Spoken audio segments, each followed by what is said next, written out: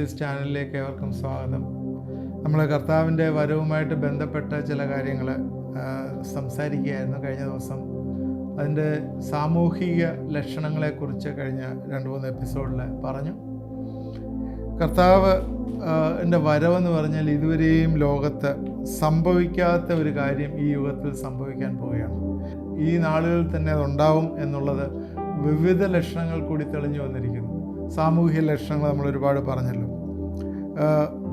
3 തത്വങ്ങളാണ് ഇതിനകത്ത് നമ്മൾ പ്രത്യേകിച്ച് നമ്മൾ ഓർക്കേണ്ടത്. ഫിലിപ്പിയർ 3:20-21 വാക്യങ്ങളിൽ നമ്മുടെ താഴ്ചയുള്ള ശരീരത്തെ അവൻ്റെ മഹത്വമുള്ള ശരീരത്തോട് അനുരൂപരായി രൂപാന്തരപ്പെടുത്തും എന്നുള്ളതും, കൊലോസ്യർ 3:4 നമ്മുടെ ജീവനായ ക്രിസ്തു വെളിപ്പെടുമ്പോൾ നമ്മളും തേജസ്സിൽ അവനോടുകൂടെ വെളിപ്പെടും എന്നുള്ള അതെല്ലാം പ്രോമിസസ് ആയിട്ട് പറഞ്ഞിരിക്കുന്നു. 1 യോഹന്നാൻ 3:2 പറഞ്ഞിരിക്കുന്നത് അവൻ പ്രത്യക്ഷനാകുമ്പോൾ നാം അവൻ താൻ ഇരിക്കും പോലെ തന്നെ കാണുന്നതുകൊണ്ട് അവനോട് സദൃശ്യരാകും എന്നറിയുന്നു. അപ്പോൾ അനുരൂപരായി രൂപാന്തരപ്പെടും, തേജസ്സിൽ വെളിപ്പെടും, അവനോട് സദൃശ്യന്മാരാകും. ആദാമും ഹവ്വായും ഏദൻ തോട്ടത്തിലെ ദൈവത്തെ അഭ്യൂഹമായി കണ്ട ആളുകളായിരുന്നു.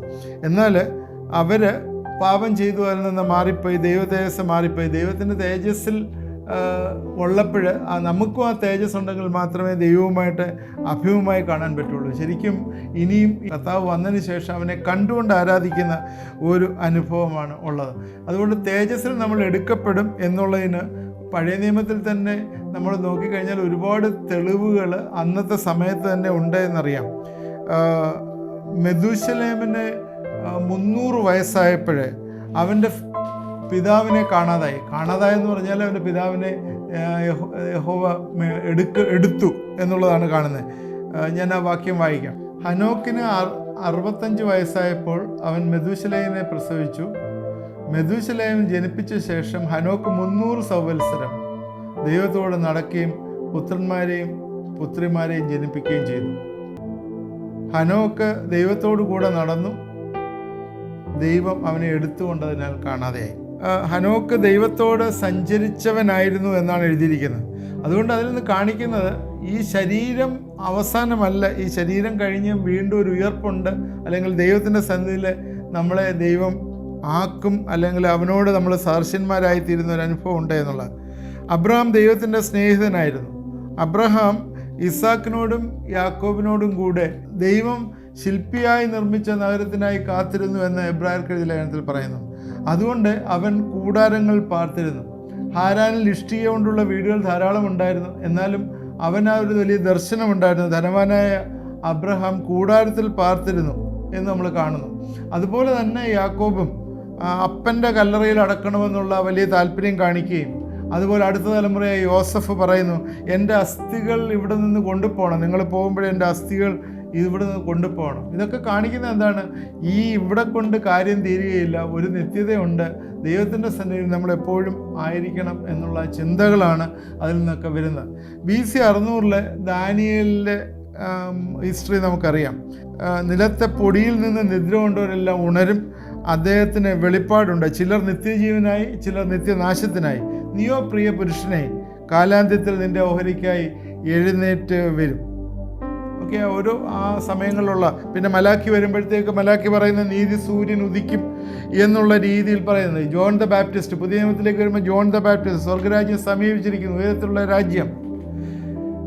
മർക്കോസിൽ വന്നപ്പോഴത്തേക്ക് കർത്താവ് അത് കൺഫേം ചെയ്തു, ഈ ലോകം ഇവിടെ കൊണ്ട് തീരുന്നതല്ല, ഇത് നമുക്കൊരു സ്വർഗ്ഗലോകം, ഒരു നിത്യഭവനമുണ്ട്. പൗലോസും പറയുന്നുണ്ട് കൊരിന്ത്യർക്കെഴുതിയ ലേഖനത്തിൽ നമുക്കൊരു നിത്യഭവനമുണ്ട്, സ്വർഗത്തിലുണ്ട് എന്ന്. പത്രോസ് പറയുന്നു കൂടാരം പൊളിഞ്ഞു പോകാൻ സമയമായിരിക്കുന്നു, നമുക്കൊരു നിത്യഭവനമുണ്ട്. എന്നാലും ശാസ്ത്രയുഗത്തിലൊക്കെ ഇപ്പോഴും പിടികിട്ടാത്ത ചില കാര്യങ്ങളുണ്ട്. എന്താണെന്ന് ചോദിച്ചാൽ സമാധാനവും സന്തോഷവും നൽകാനായിട്ട് ശാസ്ത്രത്തിന് കഴിയുന്നില്ല എന്നുള്ളത്. നമ്മൾ ഈ ലോകത്തിലുള്ള ആളുകൾ അതിനുവേണ്ടി ഒരുപാട് പരിശ്രമിക്കുകയാണ്. സമാധാനവും സന്തോഷവും നൽകാൻ കഴിയുന്നില്ല. അതുപോലെ മനുഷ്യരുടെ രോഗം മാറ്റാനായിട്ട് കഴിയുന്നില്ല. അതുപോലെ ആളുകളുടെ ആയുസ് ദീർഘിപ്പിക്കാനായിട്ട് കഴിയുന്നില്ല. 70, 80, 90 വയസ്സൊക്കെ കഴിയുമ്പോൾ ആൾക്കാർ മരിക്കുകയാണ്. അതുകൊണ്ട് ഇങ്ങനെയൊക്കെയുള്ള രീതിയിൽ ശാസ്ത്രം ചിന്തിച്ച് ഇങ്ങനെ മുമ്പോട്ട് പോവുകയാണ്. എന്ത് ചെയ്യാൻ പറ്റും, ഇങ്ങനെയുള്ള കാര്യങ്ങൾ ഇതും കൂടി ചെയ്ത് കഴിയുമ്പോഴേ ശാസ്ത്രം പറയും ഞങ്ങൾ സക്സസ്ഫുള്ളായി എന്ന് പറയുന്ന ഒരു സ്റ്റേജിലേക്ക് വരും. എന്നുള്ളത് കാണുന്നു. കഴിഞ്ഞ ദിവസം നമ്മൾ ക്രിസ്തുവിൻ്റെ വരവുമായിട്ട് ബന്ധപ്പെട്ട് സാമൂഹിക ലക്ഷണങ്ങൾ പറഞ്ഞു. ഇന്ന് നമ്മൾ കുറച്ച് പ്രാപഞ്ചിക ലക്ഷണങ്ങൾ പറയാം എന്ന് വിചാരിക്കുന്നു. ഒരുപാട് കാര്യങ്ങൾ നമ്മൾ ഈ പ്രപഞ്ചവുമായിട്ട് ബന്ധപ്പെട്ട് കർത്താവിൻ്റെ വരവിന് വേണ്ടി പ്രപഞ്ചം ഒരുങ്ങിക്കൊണ്ടിരിക്കുകയാണ്. റോമർ 8:19 സൃഷ്ടി ദൈവോത്തന്മാരുടെ വെളിപ്പാടിനെ ആകാംക്ഷയോട് കാത്തിരിക്കുന്നു. സൃഷ്ടി ദ്രവത്വത്തിൻ്റെ ദാസിൽ നിന്ന് വിടുതലും ദൈവമക്കളുടെ തേജസ്സാകുന്ന സ്വാതന്ത്ര്യം പ്രാപിക്കും എന്ന് ആശയോടെ മായയ്ക്ക് കീഴ്പ്പെട്ടിരിക്കുന്നു. സൃഷ്ടി മുഴുവൻ ദൈവത്തിൻ്റെ വെളിപ്പാടിനെ, ദൈവോത്തന്മാരുടെ വെളിപ്പാടിനെ ആകാംക്ഷയോട് കാത്തിരിക്കുകയാണ്. അതുകൊണ്ട് അതനുസരിച്ച് സൃഷ്ടി ഞരങ്ങിക്കൊണ്ടിരിക്കുന്നു, ഈറ്റുനോവോടുകൂടി ഇരിക്കുന്നു. സർവ്വ സൃഷ്ടി ഇന്ന് വരെ ഞരങ്ങി ഈറ്റുനോവോടുകൂടി ഇരിക്കുന്നു. എന്തിനാണ് ഈറ്റുനോവോടുകൂടി ഇരിക്കുന്നതെന്ന് പറഞ്ഞാൽ കർത്താവിൻ്റെ വരവിനേക്കാൾ ഉപരിയായിട്ട് ഈറ്റുനോവോടുകൂടി ഇരിക്കുന്നതെന്ന് പറഞ്ഞാൽ അന്തിക്രിസ്തുവിൻ്റെ ഭരണത്തിന് വേണ്ടി ഇരിക്കുകയാണ്. കാരണം ഈ ഭൂമിയൊക്കെ മാറും, ഈ ആകാശമെല്ലാം മാറും. അതുകൊണ്ട് അവരെല്ലാം ട്രാൻസ്ഫോംഡ് ആയിട്ട് പുതിയ ഒന്നായിത്തീരും എന്നുള്ളതിന് വേണ്ടി അവരെ കാത്തിരിക്കുകയാണ്. നമുക്ക് ഒത്തിരി കാര്യങ്ങൾ പറയാം ഉണ്ട്. ലൂക്കോസ് 21:11 ക്ഷാമം, ഭൂകമ്പം, മഹാമാരി, ഇങ്ങനെയുള്ള കാര്യങ്ങളെക്കുറിച്ച് പറയുന്നുണ്ട്. യേശുക്രിസ്തു തന്നെ പറഞ്ഞതാണ് ക്ഷാമവും ഭൂകമ്പവും മഹാമാരിയും ഉണ്ടാവും എന്നുള്ളത്. ഈ മഹാമാരിയെക്കുറിച്ച് നമുക്ക് പ്രത്യേകിച്ച് പറയേണ്ട ആവശ്യമില്ലല്ലോ. 2 വർഷത്തിന് മുമ്പ് നമ്മളെല്ലാം എക്സ്പീരിയൻസ് ചെയ്താണ് ഈ മഹാമാരിയായിട്ടുള്ള COVID-19 ഇവിടെ വന്നു അതിൻ്റെ ചില സെറ്റ് ബാക്സുകൾ ഇപ്പോഴും നിലനിൽക്കുകയാണ്. ഇപ്പോഴും പലയിടത്തും കോവിഡുകളുണ്ട്. എന്നാൽ അത് പുറമേ കാര്യമായിട്ട് കാണുന്നില്ല. എന്നാലും പലരും അത് ഇപ്പോഴും കോവിഡിൻ്റെ സിംറ്റംസ് പലർക്കും കാണുന്നുണ്ട്. ചില ഡോക്ടേഴ്സ് അത് കോവിഡാണെന്ന് പറഞ്ഞ് അവരെ മാറ്റുന്നുണ്ട്. പക്ഷെ പഴയതിൻ്റെ അത്രയും ഉള്ള ഒരു തീവ്രമായിട്ടുള്ളൊരു കാര്യം ഇല്ല എന്നുള്ളത് കൊണ്ട് അതിനെ ഈ സപ്രസ് ചെയ്ത് ഇപ്പോഴും നിർത്തിയിരിക്കുകയാണ്. ഇത് കാണിക്കുന്നത് റെവലേഷൻ 6:8 മഹാമാരിയെക്കുറിച്ച് പറയുന്നുണ്ട്. റെവലേഷൻസിൻ്റെ ബുക്ക് നമ്മൾ പഠിക്കുമ്പോൾ ഈ 6-ാം അധ്യായത്തിലൊക്കെ വരുമ്പോഴത്തേക്ക് നമ്മൾ കാണുന്നത് ആൻറ്റി ക്രൈസ്റ്റിൻ്റെ ഭരണമുള്ള സമയത്ത് നടക്കുന്ന ചില ബാധകളും ഒക്കെയാണ്. മുദ്രകളും ബാധകളും മുദ്ര പൊട്ടിക്കുമ്പോഴൊക്കെയുള്ള കാര്യങ്ങളാണ് ഈ പറയുന്നത്. 6:8 പറയുന്നത് മഞ്ഞ നിറമുള്ളൊരു കുതിരയെ കണ്ടു, അതിന്മേലിരിക്കുന്നതിന് മരണം എന്ന് പേർ. പാതാളം അവരെ പിന്തുടർന്നു. അവർക്ക് വാളുകൊണ്ടും ക്ഷാമം കൊണ്ടും മഹാവ്യാധി കൊണ്ടും ഭൂമിയിലെ കാട്ടുമൃഗങ്ങളെയൊക്കെയും കൊന്നുകളവാൻ ഭൂമിയുടെ കാലാംശത്തിൽ അധികാരം ലഭിച്ചു. മഹാവ്യാധി കൊണ്ട് ശരിക്കും 1/3 ആളുകൾ അന്ന് മരിക്കും. ഈ മഹാവ്യാധി കൊണ്ടും ക്ഷാമം കൊണ്ടും മരിക്കും എന്നുള്ള അത് വരാൻ പോകുന്നത് ഇങ്ങനെ വരുമെന്നുള്ളതിന് ഇപ്പോഴ് ഈ ലോകത്തിലെ പല രീതിയിലുള്ള ട്രെയിനിങ് അല്ലെങ്കിൽ പല രീതിയിലൊരു അതിൻ്റെ ഒരു ഷാഡോ ആയിട്ട് നമ്മുടെ മുമ്പിൽ ദൈവം കാണിച്ചു തരുന്ന ഒന്നാണ് ഈ ക്ഷാമം, ഭൂകമ്പം, മഹാമാരി എന്നുള്ളത്. മഹാവ്യാധികൾ പല സമയങ്ങളിലായിട്ടുണ്ടായിട്ടുണ്ട് ലോകത്തിൽ. ഒരുപാട് 1600-കളിലൊക്കെ ഫ്ലൂ ഒക്കെ ഉണ്ടായിട്ട് നമുക്കറിയാം. സ്പാനിഷ് ഫ്ലൂ അതൊക്കെ ഉണ്ടായി, അനേകം ആളുകൾ മരിച്ചു. വസൂരി അങ്ങനെ അതെല്ലാം പല സമയങ്ങളിലായിട്ട് നടക്കുന്നുണ്ട്. എന്നാൽ ഈ അടുത്ത കാലത്തായിട്ട് ഏറ്റവും ലോകം മുഴുവൻ അഫക്റ്റ് ചെയ്ത ഒന്നാണ് കോവിഡ് എന്ന് നമുക്കറിയാം.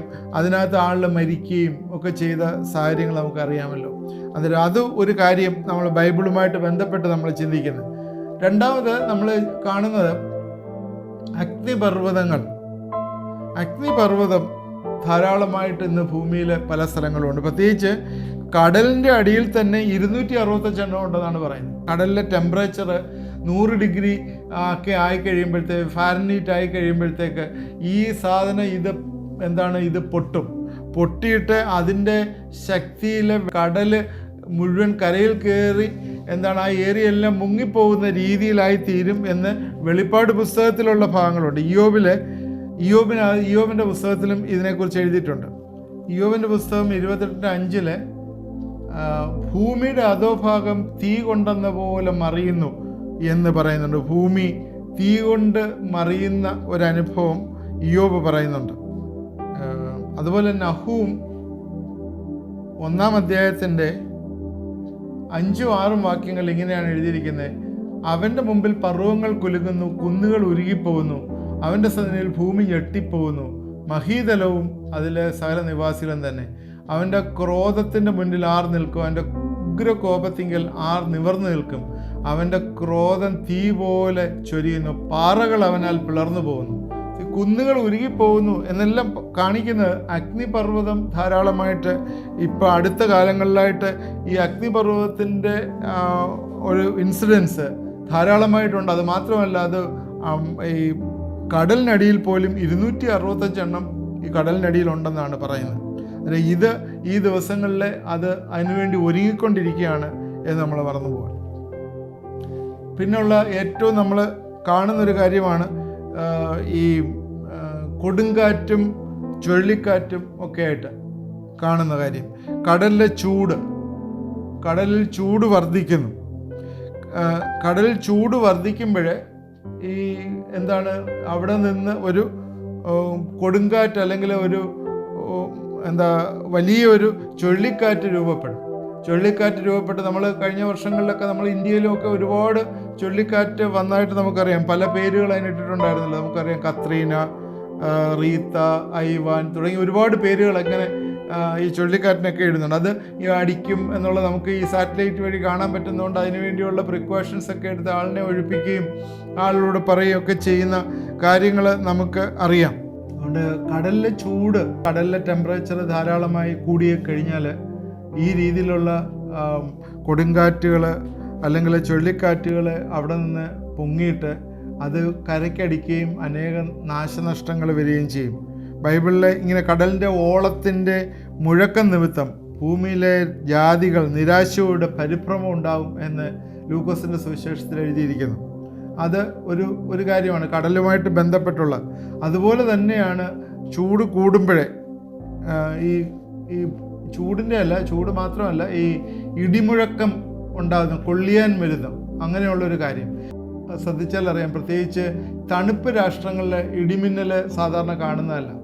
എന്നാൽ ഇപ്പോൾ അടുത്ത കാലങ്ങളിലായിട്ട് ഈ കാനഡ പോലുള്ള അങ്ങനെ ഏറ്റവും ഫ്രീസ് ചെയ്ത് ഇരിക്കുന്ന സ്ഥലങ്ങളിൽ പോലും ഇടിമിന്നൽ ഉണ്ടാവുന്നുണ്ട്. അതിൻ്റെ കാരണം എന്താണ് എന്ന് അന്വേഷിച്ച് കഴിഞ്ഞപ്പോൾ, സയൻസ് അത് അന്വേഷിച്ച് പോയപ്പോൾ അവർക്ക് അതിനൊരു ഉത്തരം കിട്ടുന്നില്ല എന്നുള്ളതാണ്. കാരണം ഈ തണുത്ത സ്ഥലങ്ങളിൽ സാധാരണ ഇടിമിന്നൽ ഉണ്ടാകുന്നതല്ല. അത് എന്താണ്, മേഘങ്ങളിലാണല്ലോ ഈ ഇടിമിന്നൽ ഉണ്ടാകുന്നത്. മേഘങ്ങളുടെ മൂവ്മെൻറ്റ് കൊണ്ടാണ് ഇടിമിന്നൽ ഉണ്ടാകുന്നത്. അത് ഒരു മേഘത്തിൻ്റെ പോസിറ്റീവും മറ്റുള്ള മേഘത്തിൻ്റെ നെഗറ്റീവും കൂടെ ചാർജ് ചെയ്തിട്ട് ആ ചാർജ് രണ്ടും കൂടെ ആ മൂവ്മെൻറ്റിൽ വരുമ്പോഴത് ആ സമയത്താണ്, ആ കർഷണം കൊണ്ടാണ് ഈ കൊല്ലിയാനും ഇടിയും ഒക്കെ ഉണ്ടാകുന്നത്. അത് ഈ പ്രത്യേകിച്ചും ഈ തണുപ്പുള്ള രാജ്യങ്ങളിൽ അത് കുറവാണ് കാണുന്നത്. എന്നാൽ ഇപ്പോഴവിടെ തുടങ്ങി. അതിൻ്റെ കാര്യം എന്താണെന്ന് വെച്ചാൽ, കർത്താവ് വരുന്നത് മേഘങ്ങളിൽ തേരാക്കിയാണ് കർത്താവ് വരുന്നത്. അതിന് പ്രധാനപ്പെട്ട സ്ട്രാറ്റോസ്ഫിയറിലുള്ള മേഘങ്ങൾ, അവിടെയുള്ള മേഘങ്ങളെ തേരാക്കി വരുന്നതുകൊണ്ട് കർത്താവിൻ്റെ ഒരുക്കത്തിന് വേണ്ടി അത് അവിടെ നിന്ന് മൂവ് ചെയ്തുകൊണ്ട് എല്ലാ രാഷ്ട്രങ്ങളിലും ഇത് കാണത്തക്ക രീതിയിൽ കൊല്ലിയാനും ഇടിയും ഒക്കെ വരാൻ തുടങ്ങി എന്നൊരു ചിന്ത ഇവരുടെ ഇടയിൽ, സയൻറ്റിസ്റ്റിൻ്റെ ഇടയിലുണ്ട് എന്നുള്ളത് ഈ തരണത്തിൽ ഞാൻ ഓർക്കുകയും പറയുകയും ചെയ്യാണ്. വീണ്ടും നമുക്ക് കാണാം അന്തരീക്ഷ മലിനീകരണത്തെക്കുറിച്ച് നമുക്ക് കാണാം. അന്തരീക്ഷ മലിനീകരണം എന്ന് പറയുന്ന മനുഷ്യൻ്റെ ആയുസ്സിൽ ആദ്യമൊന്നും അത്രയും ഇല്ലായിരുന്നു. ഇപ്പം നമുക്കറിയാം കാർബൺ ഡയോക്സൈഡ് 1